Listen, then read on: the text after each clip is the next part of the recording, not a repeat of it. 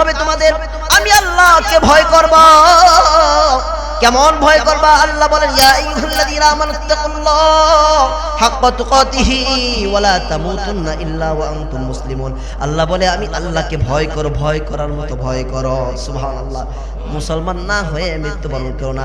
এই আয়াতের ব্যাখ্যার ভিতরে এমন আসছে যে মুসলমান না হয়ে মৃত্যুবরণের কথা এই জন্য বলা হয়েছে যে যদি আল্লাহকে কেউ পরিপূর্ণ ভয় করার মতো ভয় না করতে পারে তাহলে সে মুসলমান হতে পারে না।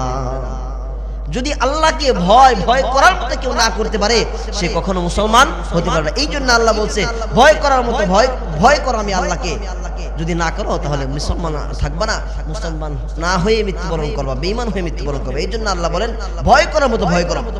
আল্লাহ রাব্বুল আলামিন আরেক আয়াতের ভিতরে বলেন, পৃথিবীর বুকে আমি আমার ঈমানদার বান্দাদেরকে সবচেয়ে সম্মানিত বেশি করি ওই সমস্ত ঈমানদারদেরকে যে সমস্ত ঈমানদাররা আমি আল্লাহকে যত বেশি ভয় করে তাদের সম্মান মর্যাদা আমি বাড়ায়া দেই তত বেশি। বলেন সুবহানাল্লাহ।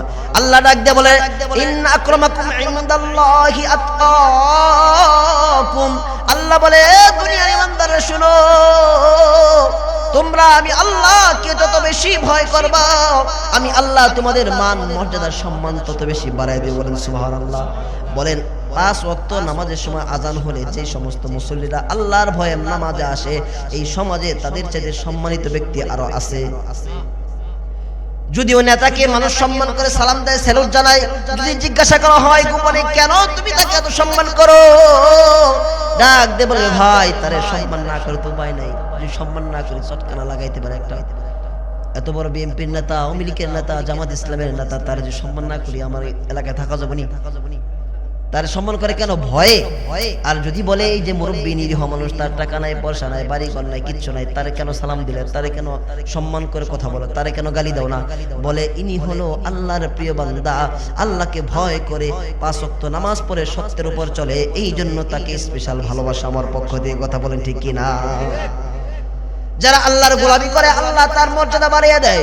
যারা আল্লাহর হুকুম মতো চলে আল্লাহ বলেন আমি আল্লাহ ইন্না আক্রামাকুম ইনদাল্লাহি আতকাকুম, তাদের সম্মান আমি আল্লাহ উঠায় দেই। পৃথিবীর কেউ চাইলেও তার সম্মান নামাইতে পারে না। কথা বলেন ঠিক কিনা? সাধারণ মানুষ তার চেহারার কোনো হাল নাই, শরীরে ভালো জামা নাই, তারপর সম্মান কম করে না বেশি করে? বেশি সম্মান করে। মসজিদের ইমাম সাহেবকে মানুষ কত সম্মান করে, তার ভিতরে আল্লাহর ভয় আছে না নাই? আছে বলেই আল্লাহ রাব্বুল আলামিন তার সম্মানটা বাড়ায় দিয়েছে। এই জন্য আল্লাহ বলেন বান্দা যত বেশি ভয় করতে পারবা তোমার সম্মান আমি তত বাড়ায় দিব। আরো একটা মজার ঘটনা আল্লাহ তাআলা কোরআনের মধ্যে একটা সুসংবাদ জানিয়ে দিয়েছে, জানোনি?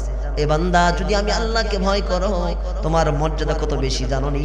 আল্লাহ আরেক আয়াতের ভিতরে বলে, ইয়া আইয়ুহাল্লাযীনা আমানুত্তাকুল্লাহা ওয়া কুলু কাওলান সাদীদা। আল্লাহু আকবার বলেন। আল্লাহ বলেন দুনিয়ার মানুষেরা আমি আল্লাহকে ভয় করো, সত্য কথা বলো, আমি তোমাদের কেমন সম্মান বাড়ায় দিব জানো? আল্লাহ বলেন এই বান্দা শোনো তোমার সম্মান কেমনে বাড়ায় দেখো। বলে ইসলিহ লাকুম আমালাকুম। আল্লাহ বলে তোমার সব কাজ আমি আল্লাহ ত্রুটি মুক্ত করে দেব। বলেন সুবহানাল্লাহ। আল্লাহ বলেন একজন বান্দার জীবনের সব আমল আমি আল্লাহ কবুল করার অর্থ হলো আমি আল্লাহ এই বান্দার পুরো জীবনটাই কবুল করে। বলেন সুবহানাল্লাহ। কি বলছে দেখছেন? আল্লাহর কথা হলো ছোট্ট শব্দের দ্বারা অনেক অর্থ বোঝায় দেয়।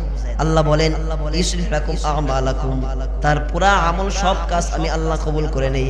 এর ভিতরে মোট কথা হলো আল্লাহ বলেন যে আমি তার আমল নয় শুধু তার পুরা জিন্দেগিটাই আমি আল্লাহ কবুল করে নেই। সুবহানাল্লাহ। আল্লাহ বলেন পুরা জিন্দেগি কবুল করার অর্থ কি জানো? এ দুনিয়ার ইমানদাররা তোমরা কি জানো তোমার জীবন কবুল করার মানে কি? তোমার জীবনটা ত্রুটি মুক্ত করার মানে কি জানোনি? আল্লাহ বলেন তোমার জীবন ত্রুটি মুক্ত করার অর্থ হলো তুমি বান্দাকে আমি আল্লাহ মাকবুল বানাইছি, কবুল করছি, তোমাকে জান্নাতের উপযোগী বানায় দিছি। সুবহানাল্লাহ।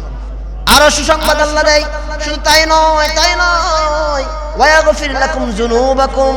আল্লাহ বলেন আমি তোমার জীবনের সব গুনাহ মাফ করে দিলাম। সব গুনাহ আল্লাহ মাফ করে দিলাম। ওইদিকে তাকে রয়েছে তবরক আসতেছে নাকি? আলোচনা ভালো লাগতেছে না? এই ভাই পিছনে ভাইরা বলেন আলোচনা ভালো লাগতেছে না? ওয়াজ বোঝা যাইতেছে না? আল্লাহ তাআলা বলতেছেন আমি আল্লাহকে ভয় করো, সত্য বলো, তোমার জীবনটা আমি কবুল করে নিব। তোমার জীবন কবুল করলাম আর তোমার জীবনটা পবিত্র বানায়া জান্নাতের উপযুক্ত বানায় দিলাম। সুবহানাল্লাহ। আগফির লাকুম যুনুবাকুম, সব গুনাহ ধোয়া মুছে দিয়া পবিত্র বানায় দিলাম, মৃত্যুবরণ করবা আর জান্নাতে যাবে। সুবহানাল্লাহ।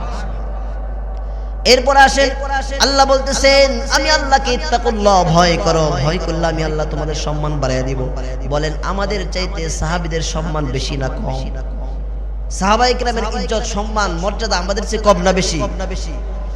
হযরত আবু বকর সিদ্দিক রাদিয়াল্লাহু তাআলা আনহু তার মতো হতে গেলে পৃথিবীর সব উম্মতেরা এক জায়গায় এক পাল্লায় রাখলে আবু বকরকে এক পাল্লায় রাখলে কার পাল্লা ভারী হবে বলেন? আবু বকরের পাল্লা ভারী হয়ে যাবে। আল্লাহর নবীর সবচেয়ে কাছের বন্ধু আবু বকর। আবু বকর রাদিয়াল্লাহু তাআলা আনহু 3 দিন যাবত খানা খায় না, ক্ষুধার্ত অবস্থা আছে, খানার ব্যবস্থা হয় না। হঠাৎ করে একজন মানুষ এসে, একজন রাখাল এসে, একজন গোলাম এসে তার সামনে খাবার পেশ করছে, রুটি আর গোশত। ডাক দিয়ে বলে আবু বকর 3 দিন যেমন খাবার খায় না, এই যে নেন আপনি রুটি আর গোশত নিয়ে আসছি। আবু বকর সুন্দর করে দস্তরখানার ভিতরে বিছাইছে, দস্তরখানার সামনে আসছে। আবু বকর খাবার খাবে রেডি হয়ে গেছে, বিসমিল্লাহ বলে একটা লোকমা মুখের ভিতরে দিয়েছে। প্রথম লোকমা খাবার পর কেমন যেন ভিতর থেকে অস্থির অস্থির ভাব। আবু বকর আর খায় না, থম ধরে বসে আছে, চিন্তায় বিভোর হয়ে গেছে। আবু বকর ডাক দে বলে রাখাল এই গোলাম এদিকে আসো, তুমি যে খাবারটা আমাকে দিলা এই খাবারটা কোথায় থেকে আনছো বলো? এই খাবারটা কোথায় থেকে আনছো বলো? খাবারটা কি কোনো ভেজাল আছে কিনা? বলে আবু বকর এই খাবারটা আমি আনছি, আমি সেই জাহেলি যুগে একজন মানুষের চিকিৎসা করেছিলাম, জাহেলি যুগে একজন মানুষকে ঝাড়ফুঁক করেছিলাম, সে ভালো হয়ে গিয়েছিল, সে তখন আমাকে হাদিয়া দিতে পারে নাই, তার সামর্থ্য ছিল না, এখন তার সামর্থ্য হয়েছে, এই জন্য আমাকে আমার জন্য হাদিয়া আনছে। বলে তখন তো তুমি মুসলমান হও নাই, তুমি কোরআনি কোনো ঝাড়ফুঁক করো নাই, তুমি কোরআনি কোনো চিকিৎসা দাও নাই, তুমি তখন যে চিকিৎসা দিয়েছিলে সেই চিকিৎসা কোরআন হাদিস মোতাবেক হয় নাই, যেহেতু কোরআনের বাইরে করছো তোমার সেই ঝাড়ফুঁকটাও জায়েজ হয় নাই, ওই ঝাড়ফুঁকের কারণে যে খাবার আসছে এই খাবারটাও জায়েজ নাই। আরব সাগর পারি দেব নেই যে আমার তোহরি, পাখি নয় যে উড়ে যাব ডানাতে ভর করি। আরব সাগর পারি দেব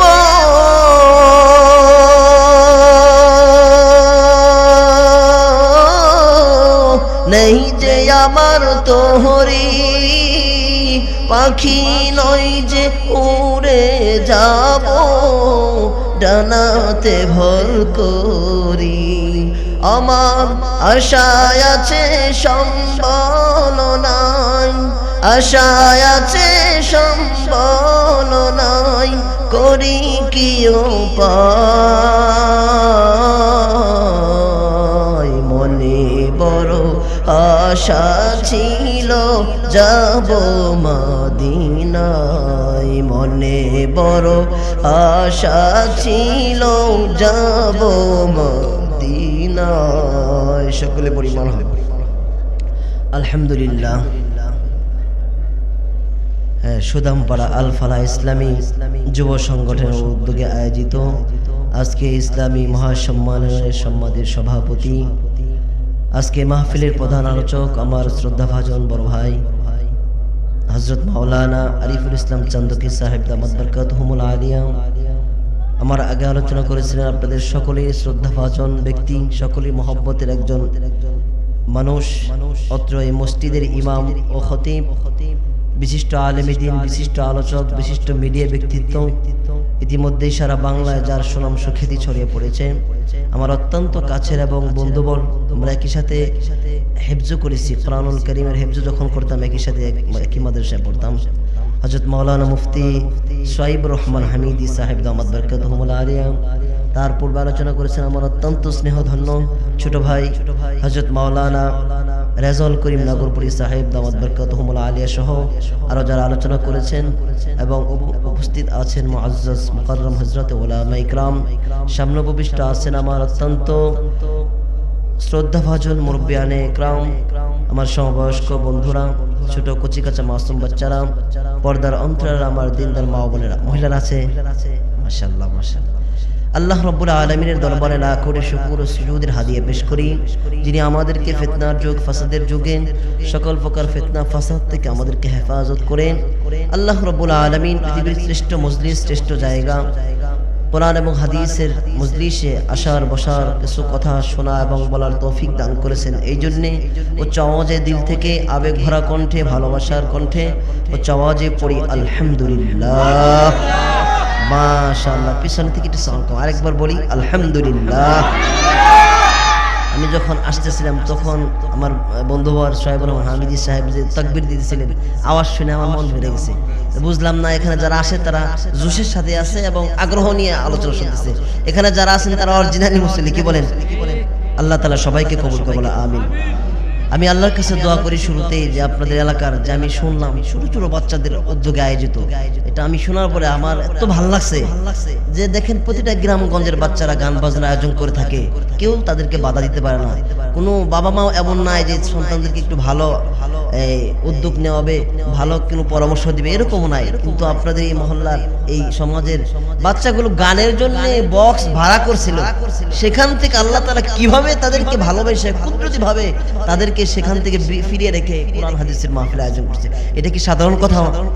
সাধারণ ব্যাপার না। এটা আল্লাহ তাআলা তাদেরকে পছন্দ করছেন, কবুল করছেন বিধায় সম্ভব। আল্লাহ তাআলা এই সমস্ত যুবক ভাইদেরকে কবুল করেন, সাথে সাথে এদের পিতামাতা যারা আছে এবং যারা আজকের আয়োজনে বুদ্ধি দিয়ে, পরামর্শ দিয়ে, টাকা দিয়ে, পয়সা দিয়ে সহযোগিতা করেছেন, সবাইকে আল্লাহ কবুল করে বল আমিন। মোহতারাম হাজিরিন, সংক্ষিপ্ত আলোচনা করব। আমি কালামুল্লাহ শরীফের সূরা মাইদার 35 নম্বর আয়াতে কারিমা তেলাওয়াত করেছি।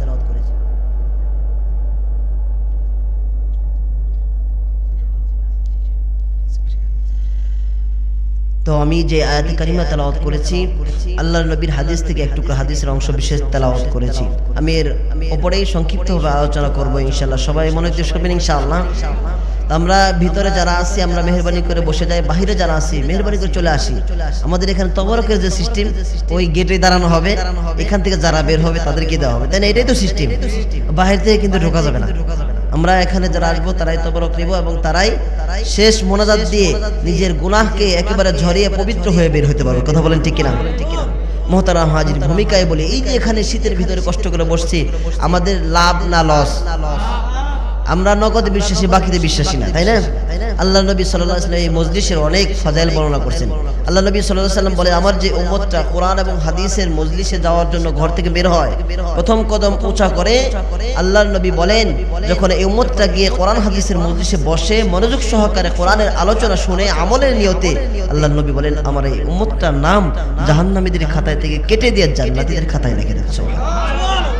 এই যে তো দামি মজলিস থেকে যদি কেউ উঠে যায়, তার নসিব কি ভালো বলবেন আপনারা? নিঃসন্দেহে তার নসিবটা বড় বদনসিব। আল্লাহ নবী আরেকখান হাদিসে বলছেন, আল মাজলিসু ফিকহিন খায়রুম মিন ইবাদাতি 60 সানা। কোরআন হাদিসের মজলিসে অল্প সময় বসলে আল্লাহ তাআলা তাকে এত ফজিলত দান করেন যে 60 বছর নফল ইবাদত করার চাইতেও বেশি উত্তম। সুবহানাল্লাহ, আল্লাহু আকবার। আল্লাহ নবী আরেকটা হাদিসের ভিতরে বলেন, সাহাবায়ে কেরাম তোমরা বেশি বেশি জান্নাতের বাগানে বিচরণ করো, জান্নাতের বাগানে যাতায়াত করো বেশি বেশি। সাহাবায়ে কেরাম বললেন, ইয়া রাসূলুল্লাহ, জান্নাতের বাগান কি? জান্নাতের বাগান আবার কোনটা? আল্লাহ নবী বলেন, হালাকাত যিকর, জান্নাতের মজলিস হলো, জান্নাতি বাগান হলো যেই মজলিসে আল্লাহর জিকির হয়। বলেন সুবহানাল্লাহ। এখানে জিকির হয় নাই, এই মজলিসটাকে আল্লাহ নবী বলছেন জিকিরের হালকা, এটাই জান্নাতের বাগান। সুবহানাল্লাহ। তাহলে আমরা জান্নাতের বাগান আসছি। ছোট্ট একটা কথা বলি, হাসরের ময়দানে যাদেরকে আল্লাহ তাআলা জান্নাত দিবে, কোনো পাপী বান্দাকে কি জান্নাত দিবে নাকি পাপ থেকে মুক্ত করে পবিত্র বানায় জান্নাত দিবে? বলেন। এই জন্য একটা হাদিস আল্লাহ নবী বলছেন যে এই মজলিসের ফজিলত বর্ণনা করতে গিয়ে কোনো উম্মত যদি প্রথম কদম উঁচা করে মাহফিলে যাওয়ার জন্য, এই কদমটা ফালানোর সাথে সাথেই আল্লাহ তার গুনাহ মাফ করে দেয়। সুবহানাল্লাহ। এটা আল্লাহ নবীর ভাষায় রিয়াজুল জান্নাত, জান্নাতের বাগান। এই জান্নাতের বাগানে আসতে হলেও পবিত্র হয়ে আসতে হবে। কথা বলেন ঠিক কিনা? হাসরের ময়দানে যদি আল্লাহ কোনো বান্দাকে গুনাহ নিয়ে জান্নাতে যাইতে না দেয়, অপবিত্র কোনো বান্দাকে জান্নাতে যেতে না দেয়, দুনিয়ার এই জান্নাত নবী তো তামসা করে বলে নাই, নবী সত্যিই বলছে এটাকে জান্নাতের বাগান। এই জান্নাতি বাগানেও আল্লাহ কাউকে গুনাহ নিয়ে ঢুকতে দিবে না। বলেন সুবহানাল্লাহ।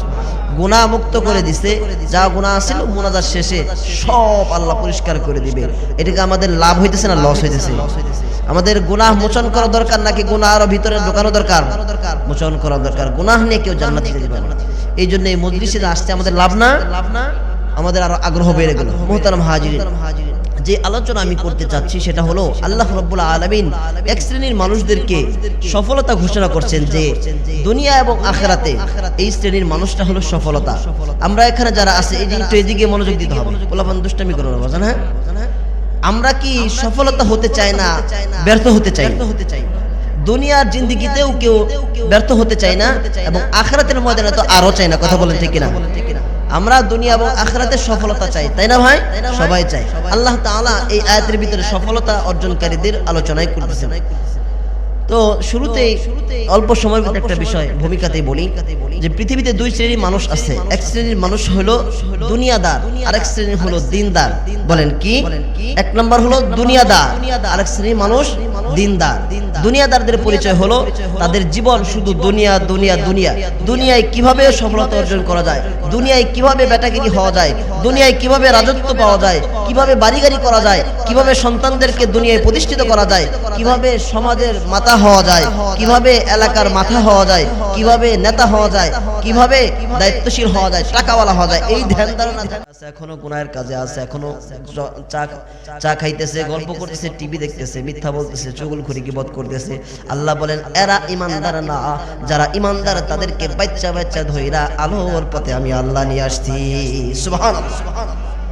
এই আয়াতের দ্বারা স্পষ্ট প্রমাণ হয়ে যায় যারা বাহিরে আছে, যারা চার হোস্টেল আছে, দোকানপাটের ভিতর আছে, যারা গুনাহের মজলিসে আছে, আল্লাহ তাদেরকে গুনাহ থেকে কুদরতি ভাবে হেফাজত করে নেকির মজলিসে বসায় নাই। এরা ইমানদার এখনো হতে পারে নাই। আল্লাহ যাদেরকে ইমানদার বলে আখ্যায়িত করেছেন, যাদেরকে আল্লাহ ইমানদার বলছেন, তাদেরকে আল্লাহ গুনাহের পরিবেশ থেকে আলোর পথে নিয়ে আসছে। কথা বলেন ঠিক কিনা? তাহলে এখানে আমরা যারা আছি, আমরা যে ইমানদার, এতে কোনো সন্দেহ আছে? আয়াতের তরজমা বুঝছেন আপনারা?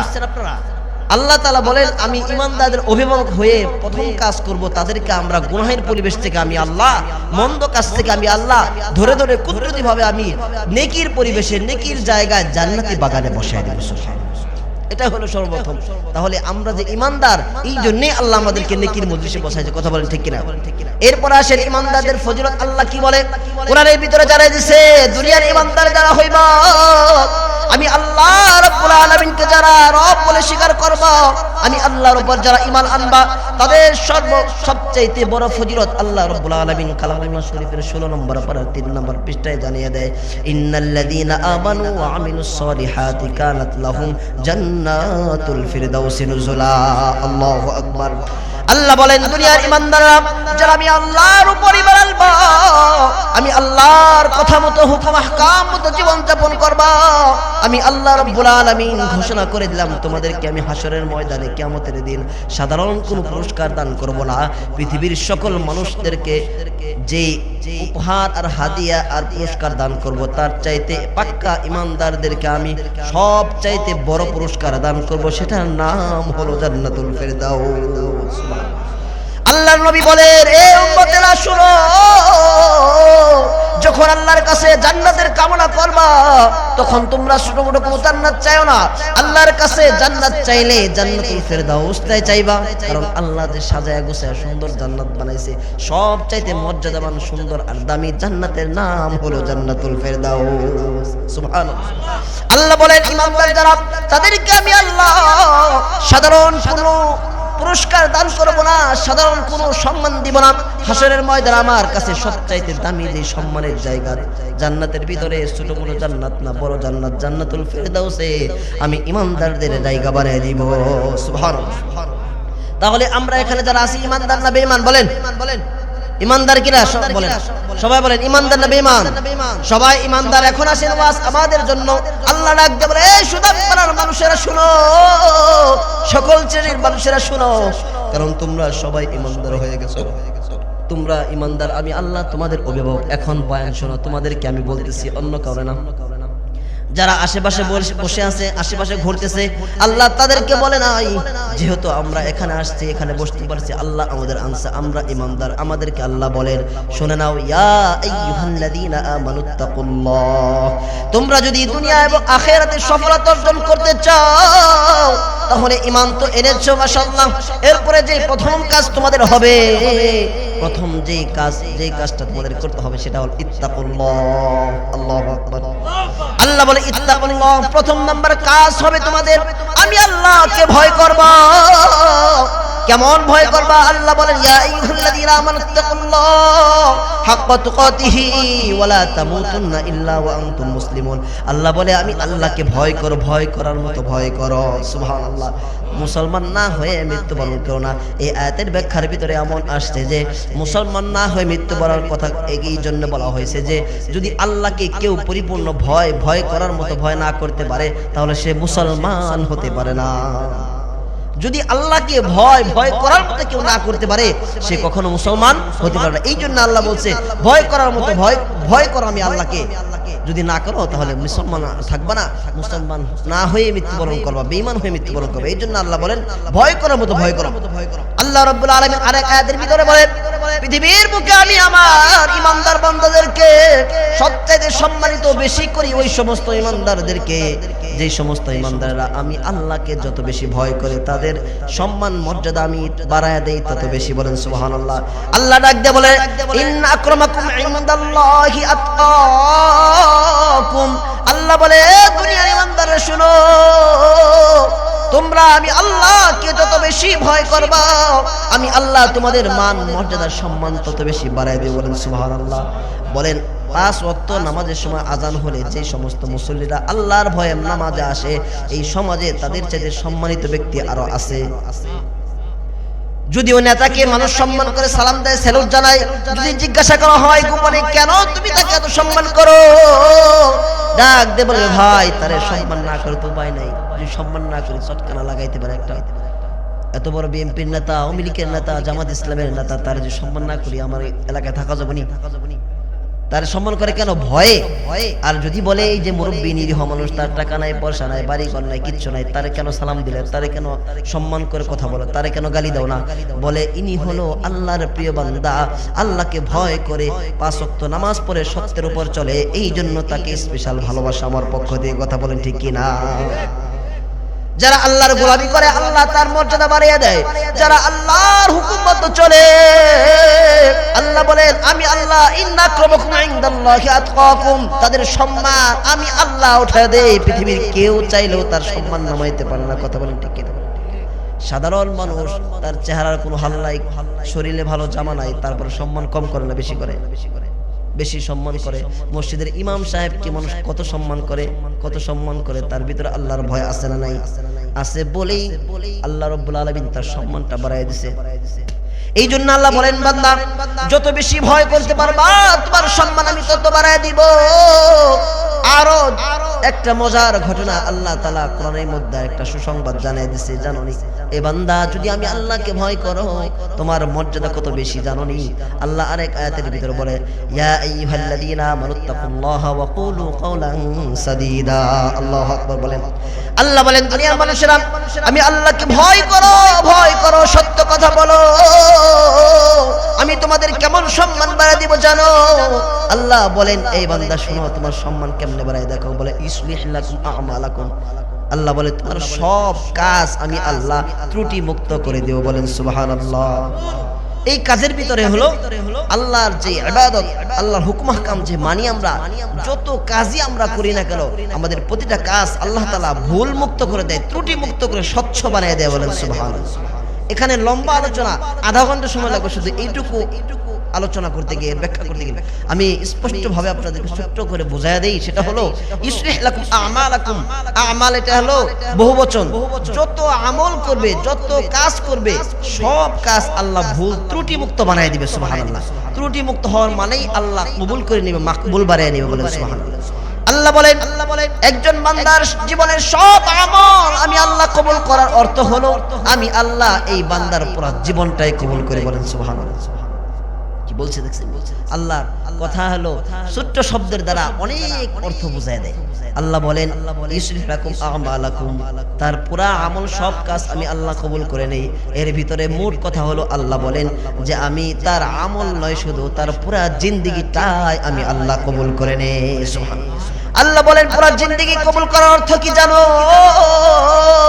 এ দুনিয়ার ইমানদাররা, তোমরা কি জানো তোমার জীবন কবুল করার মানে কি? তোমার জীবনটা ত্রুটি মুক্ত করার মানে কি জানো নি?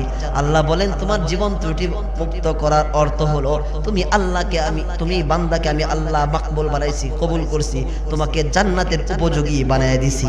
সুবহানাল্লাহ।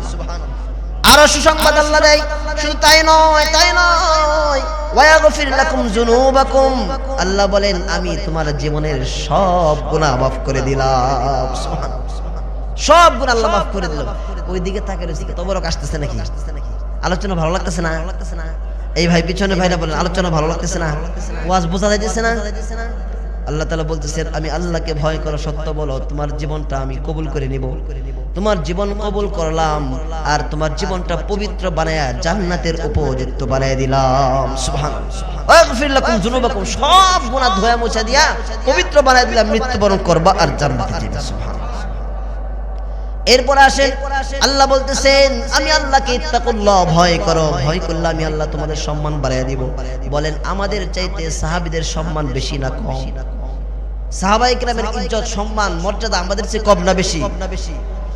হযরত আবু বকর সিদ্দিক রাদিয়াল্লাহু তাআলা আনহু, তার মতো হতে গেলে পৃথিবীর সব উম্মতেরা এক জায়গায় এক পাল্লায় রাখলে, আবু বকরকে এক পাল্লায় রাখলে কার পাল্লা ভারী হবে বলেন?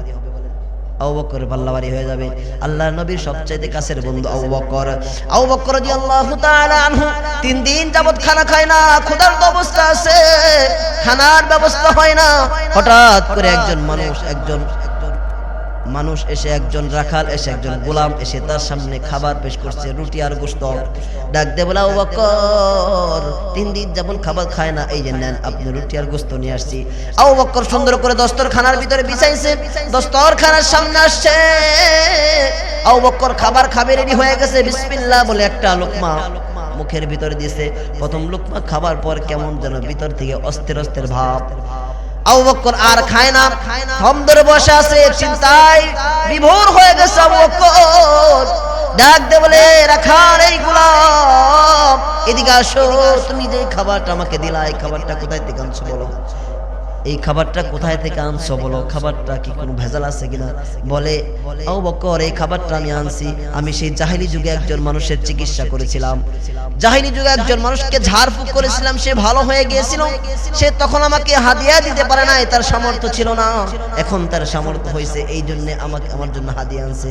বলে তখন তো তুমি মুসলমান হও নাই, তুমি কোরআনী কোনো ঝাড়ফুঁক করো নাই, তুমি কোরআনী কোনো চিকিৎসা দাও নাই, তুমি তখন যে চিকিৎসা দিয়েছিলে সেই চিকিৎসা কোরআন হাদিস মোতাবেক হয় নাই, যেহেতু কোরআনের বাইরে করছো তোমার সেই ঝাড়ফুঁকটাও জায়েজ হয় নাই, ওই ঝাড়ফুঁকের কারণে যে খাবার আসছে খাবারটাও জায়েজ নাই। আবু বকর বলে এই কারণেই তো আমার কলিজার ভিতরে, আমার পেটের ভিতরে এক লুকমা খাবার যাওয়ার পরে অস্থির ভাব আসতেছে, কারণ এই খাবারটা তো হারাম খাবার, এই জন্য আমার ভিতরটা কেমন যেন ছটফট করছে। খাও 3 দিন যাবত খাও না, এই বলে কি তুমি হারাম খাইবা? তুমি কি খাইতেছো? এই জন্যই তো আমি আবু বকরের ভিতরে একটা জানান দিয়ে দিছে যে আবু বকর তো এই খানা আর খাইস না। আবু বকর 3 দিনের না খাওয়া, এরপর আবু বকর এই হারাম খাবার খায় না। কেন? আল্লাহর ভয়। এই কারণে আবু বকরের দামটা এত বাইরে গেছে। উমরের একই অবস্থা ছিল, আলীরও একই অবস্থা ছিল, আমার আপনার নবীরও একই অবস্থা ছিল, কখনো হারাম খাবার খায় নাই। তো আমরাও কি হালাল হারাম মেনে আল্লাহকে ভয় করে আমাদের জীবনযাপনটা করতে পারবো ইনশাআল্লাহ? যদি আল্লাহকে ভয় করে আমাদের জীবনযাপন করে দেবে, আল্লাহ বলে ইন্না আকরামাকুম ইনদাল্লাহি আতকাকুম, তোমার সম্মান তোমার সমাজে, তোমার জেলায়, তোমার ইউনিয়নে, বাংলাদেশের মধ্যে সবচেয়ে বেশি করে দেবে। সুবহানাল্লাহ। 2 নম্বর যে বিষয়টা ওয়াবতাগু ইলাইহিল ওয়াসিলা, কিছু ভালো কাজ, এমন কাজ করে দেওয়া, যেমন যুবক ভাইরা আলহামদুলিল্লাহ, আল্লাহ এই যুবকদেরকে কবুল করো, এই যুবকেরা যে গান বাজনা বাদ দিয়ে এই কোরআনের মজলিস কায়েম করলো, হতে পারে এই ওয়াবতাগু ইলাইহিল ওয়াসিলা, এই মাহফিলটাকে উসিলা বানায়া এই যুবকদেরকে আল্লাহ হাশরের ময়দানে মাফ করে দিতে পারে। পারেন কি পারে না? হাশরের ময়দানে আল্লাহর দয়ার মায়ার সাগর হাজার নয় কোটি গুণ বেড়ে যাবে। সুবহানাল্লাহ। আল্লাহ তাআলা এই যুবকদেরকে, যে যুবকেরা বক্স আনছে গান বাজাবে রেডি, সেখান থেকে বক্স বন্ধ করে যে মাহফিল করলো, আল্লাহ তাআলা এই যুবকদেরকে 100তে 100, আমার মনটা বলতেছে এদেরকে কবুল করে হাশরের ময়দানে মাহফিলকে উসিলা করে নাজাত দিয়ে দিবে। বলেন সুবহানাল্লাহ।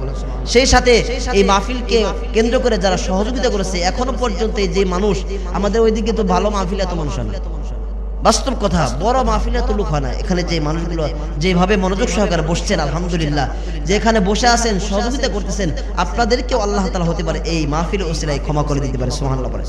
এইভাবেই ভালো কাজ, মসজিদ মাদ্রাসা দান খয়রাত, গরিবদের সহযোগিতা করা, অসহায়দের বস্ত্র দেওয়া, খাবার দেওয়া, এগুলোর মাধ্যমে আল্লাহ রাব্বুল আলামিন এই উসিলা করিয়া কবরে হাসরে আমি আপনাকে নাজাত দিতে পারে। বলেন সুবহানাল্লাহ। এই জন্য আল্লাহ তাআলা উসিলা বানাইতে কইছে, ভালো একটা সন্তান বানাও, একজন হাফেজ বানাও তোমার সন্তানকে, একজন আলেম বানাও, এই সন্তানকে উসিলা বানিয়ে আমি আল্লাহ তোমাকে মাফ করে দিব। 3 নম্বর হলো ওয়াজাহাদু ফি সাবিলিল্লাহ, আল্লাহর রাস্তায় জিহাদ করা। যখন সময় আসবে, যখন ডাক আসবে আল্লাহর দ্বীনের জন্য, ইসলামের জন্য, কোরআনের জন্য জিহাদ করতে কিন্তু রাজি আছি না আমরা ইনশাআল্লাহ? দুটো হাত জায়গা একটু দেখায় না একটু ইনশাআল্লাহ সবাই। নারে তাকবীর, নারে তাকবীর। হে আল্লাহ, তুমি আমাদের এই সব মুসল্লি ভাইদেরকে কবুল করো, বলেন আমিন। বড় জিহাদ হলো নিজের নফসের বিরুদ্ধে। নফস চাবে লেপের নিচে শুয়ে থাকতে, ঘুমাইতে মন চাবে, কিন্তু নফসের বিরুদ্ধে যুদ্ধ করে নামাজ আসতে হবে ঠান্ডা মেজাজে ওযু করে। এটা হলো বড় জিহাদ। মন চাবে গুনাহের কাজ করতে, মন চাবে আরেকজনের টাকা মেরে খেতে, মন চাবে আরেকজনের গীবত করতে, চুগলখড়ি করতে, মন চাবে আরেকজনের ক্ষেতের এক হাত বাড়িয়ে কাটতে, কিন্তু এটা করা যাবে না। এটা হলো বড় জিহাদ। এই কাজ আমরা করতে পারবো তো ইনশাআল্লাহ? আল্লাহ তাআলা এই 3টা গুণ অর্জন করে লাআল্লাকুম তুফলিহুন, যে আল্লাহ তাআলা সফলতার ঘোষণা দিয়েছেন, এই সফলতা অর্জনকারীদের অন্তর্ভুক্ত আমাদের সবাইকে বলেন আমিন। ওয়া আখিরি দাওয়ানা আলহামদুলিল্লাহি রাব্বিল আলামিন। আমরা এখন একটু দোয়া করব। হ্যাঁ, মুখতাসারান দোয়া করে আমরা মাহফিল সমাপ্ত ঘোষণা করব ইনশাআল্লাহ। সকলে দুরূদ শরীফ পড়ি। আল্লাহুম্মা সাল্লি আলা মুহাম্মাদিন ওয়া আলা আলি মুহাম্মাদ কামা সাল্লাইতা আলা ইব্রাহিম ওয়া আলা আলি ইব্রাহিম ইন্নাকা হামিদুম মাজিদ। আল্লাহুম্মা বারিক আলা মুহাম্মাদিন ওয়া আলা আলি মুহাম্মাদ কামা বারাকতা আলা ইব্রাহিম ওয়া আলা আলি ইব্রাহিম ইন্নাকা হামিদুম মাজিদ। দোয়া করে দিব। মুফতি সাহেব কোথায়? করে দেব। হ্যাঁ, আলহামদুলিল্লাহি রাব্বিল আলামিন ওয়াসসালাতু ওয়াসসালামু আলা সাইয়্যিদিল মুরসালিন। ربنا ظلمنا أنفسنا وإن لم تغفر لنا وترحمنا لنكونن من الخاسرين. ربنا آتنا في الدنيا حسنة وفي الآخرة حسنة وقنا عذاب النار. اللهم إني أسألك الهدى والتقى والعفاف والغنى. اللهم أجرنا من النار، اللهم أجرنا من النار. اللهم حاسبنا حسابا يسيرا، اللهم حاسبنا حسابا يسيرا. يا رب كريم دامয় প্রভু মহিয়ান করিয়ান, গভীর রজনীতে শীতের ভিতরে বসে বসে তোমার প্রিয় বান্দারা দেখো চাতক পাখির মতো তাকায় থাকে, তোমার কোরআনের আলোচনা শুনতেছে। কোরআনের কত ভালোবাসা, কত মহব্বত যদি থাকে, তাহলে তোমার বান্দা শীতে কষ্ট করে তাকায় তাকিয়ে কোরআনের আলোচনা শুনতে পারে। ও মালিক, তোমার কোরআনকে যারা ভালোবেসে দীর্ঘ সময় বসে বসে কোরআনের আলোচনা শুনছে, কোরআনের তেলাওয়াত শুনেছে, গো মালিক, এই তোমার এই বান্দাদেরকে তুমি কোরআনের সাথে কবুল করিয়া নাও। ইয়া রব্বে কারীম, যেই সমস্ত ভাইরা আজকের মাহফিলে উপস্থিত রয়েছে শেষ পর্যন্ত, সকল মুসল্লিদেরকে তুমি কবুল করিয়া নাও। জিন্দেগীর পিছনের যত গুনাহ আছে, ছোট বড় কবিরা সগীরা, জেনে না জেনে, বুঝে না বুঝে যত গুনাহ করেছে, গো মালিক, তুমি তোমার গফুর গফফার নামের উসিলা করে গুনার দিকে না তাকাইয়া আমাদের সকলের জীবনের तमाम গুনাহগুলি maaf করিয়া দাও। ইয়া রব্বে কারীম, জানি না কার বানাই কার বাবা নাই, তাকে দেখো বাবা হারা সন্তান চোখের পানি ছেড়ে দিয়েছে, মা হারা সন্তান চোখের পানি ছেড়ে দিয়েছে। মা জীবিত থাকলে মাহফিলের পরে গিয়ে ডাক দিয়ে বাবা বলে ডাক দিয়ে খাবার খাওয়াইতো। আজকে মা জীবিত নাই, আর মাও ডাক দিবে না, আমরাও আর ডাক দিতে পারবো না। ও মালিক, পৃথিবীর সব মানুষকে যদি ডাকি দিলের ভিতরে প্রশান্তি পাই না, মাকে যদি একটা আবার মা বলে ডাকতে পারি, দিলটা ঠান্ডা হয়ে যায়, কলিজাটা ঠান্ডা হয়ে যায়। যার মা নাই, মা বলে একটা ডাক পর্যন্ত দিতে পারে না, যার মা না একটাবার মা বলে ডাক দিতে পারে না, তোমার হাবিব ঘোষণা করেছে মায়ের চেহারার দিকে যদি কোনো সন্তান ভালোবাসার দৃষ্টিতে মোহাব্বত নিয়ে তাকাই, আল্লাহ রাব্বুল আলামিন একটা মাকবুল হজের সওয়াব দান করে। সুবহানাল্লাহ। আল্লাহ গো, আমাদের যাদের মা নাই সেই মার দিকে একটা বলে তাকানোর সুযোগ আর নাই। ও মালিক, আমাদের মা যাদের নাই, বাবা যাদের নাই, মা বাবার কবরকে তুমি জান্নাতের বাগান বানিয়ে দাও। মা বাবার কবরকে তুমি জান্নাতের বাগান বানিয়ে দাও। আমাদের দাদা দাদি নানা নানি আত্মীয় স্বজন প্রিয় যারা আপনজন যারা অন্ধকার কবরে চলে গেছে সবার কবরকে তুমি জান্নাতের বাগান বানিয়ে দাও। সুদামপাড়া কবরস্থানে যতগুলো মুর্দার শুয়ে আছে গো মালিক, সকল কবরবাসীদেরকে তুমি মাফ করিয়া দাও, সকল কবরবাসীদেরকে তুমি জান্নাত দিয়ে দাও। ইয়া রব্বে কারীম, আমার এত খুশি লাগতেছে, এত ভালো লাগতেছে এই সুদামপাড়ার মাটিতে যে যুবক ভাইরা আছে গো, গুনাহের কাজ থেকে বিরত রেখে এমন একটা সুন্দর কোরআনের মাহফিল আয়োজন করেছে গো মালিক। ও মালিক, কোরআনকে ভালোবাসার কারণে তুমি এই যুবক ভাইদেরকেও তুমি কবুল করিয়া নাও, যুবক ভাইদেরকে তুমি হেদায়েত নসিব করিয়া দাও, যুবক ভাইদেরকে কুরবানি তুমি কবুল করিয়া নাও। শুনতে পারলাম ছোট ছোট বাচ্চারা মালিক বাবার কাছে সকালে 10 টাকা চায়, বিকালে 10 টাকা চায়, 10-20 টাকা করে টাকা জমাইয়া ছোট ছোট বাচ্চারা 200 400 500 করে টাকা, 1000 করে টাকা জমা দিয়ে এই মাহফিল আয়োজন করেছে। ও মালিক, সন্তানেরা 20 টাকা বাবার কাছে নিয়ে বিড়ি খায়, চা খায়, পান খায়। সুদামপাড়া এই ভালো ভালো বাচ্চাগুলো যুবকগুলো তা না করে বিড়ি না খেয়ে, সিগারেট না খেয়ে, পান না খেয়ে, চা না খেয়ে, মজা না খেয়ে, কেরাম না খেলে টাকাগুলো জমা তোমার কোরআনের জন্য জমা করছে, কোরআনের জন্য জমা দিয়েছে গো মালিক। এই যুবকদেরকে তুমি কবুল করে নাও, যুবকদেরকে তুমি কবুল করে নাও এবং ভবিষ্যতে প্রতি বছর একটা করে কোরআনের মাহফিল করার তৌফিক দান করিয়া দাও। যে যুবকেরা এই মাহফিল উদ্যোগ নিয়েছে গো মালিক, তাদের বাবা মাকে তুমি মাফ করিয়া দাও, তাদের বাবা মাকে তুমি কবুল করিয়া নাও, তাদের বংশধর দাদা দাদি নানা আত্মীয় স্বজন প্রিয় যারা আপনজন যারা অন্ধকার কবরে চলে গেছে সকলের কবরে আযাব তুমি মাফ করিয়া দাও।